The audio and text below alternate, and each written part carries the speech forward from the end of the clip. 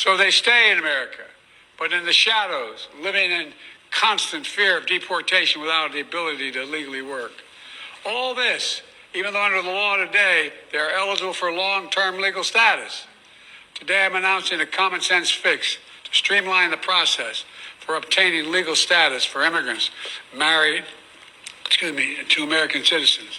That was back in June, but as of last night, that common sense fix the president was talking about for undocumented migrants married to U.S. citizens who've been in this country for at least 10 years to obtain lawful permanent residency came to a screeching halt. The program called Keeping Families Together was already up and running, accepting and approving applications.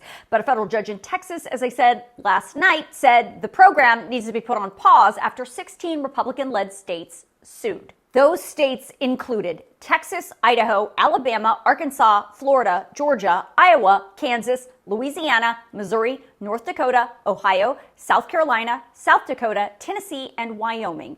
They sued the Department of Homeland Security over the program, saying it was unlawfully created by executive order, that existing laws prohibit anyone who enters the United States illegally from qualifying for any immigration benefits, and says while the law already does allow for these people to stay in the United States on a case-by-case basis, this program lets them stay here en masse, and that's not okay. The lawsuit says if the program is allowed to continue, the states will be irreparably harmed, and the judge agreed, at least temporarily. So Judge Barker wrote this 9-page order. He agrees the states at least have a valid argument that needs to be heard, and a 14-day administrative pause is appropriate while he hears what's going on.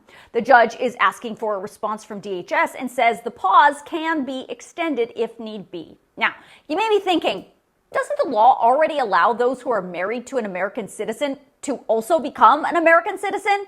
Well, the answer is yes, that is the law, but the process to get there takes years, and in certain cases, if you come here illegally and you're married to an American citizen, if you want to apply for permanent legal residence, you have to wait outside the United States for up to 10 years. The Keeping Families Together program would have allowed those undocumented spouses to apply for permanent residence and stay in the United States while they wait for their application to be approved. Under the program, once permanent residency is granted, the recipient would be eligible for a work visa for up to 3 years and then can start the process of applying for U.S. citizenship after that.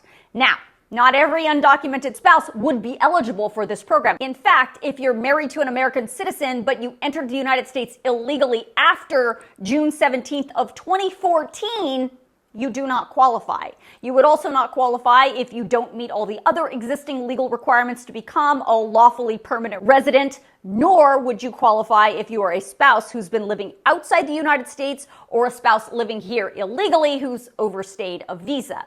This program also does not allow these people to vote. Permanent residents are not eligible to vote in federal elections.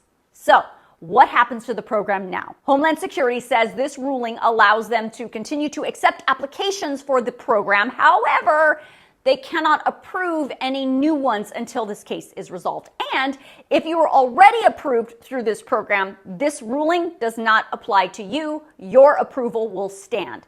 So if you want to read more from DHS about all of this, I will email it out to you tonight in my News Girl News Roundup email, so make sure you sign yourself up.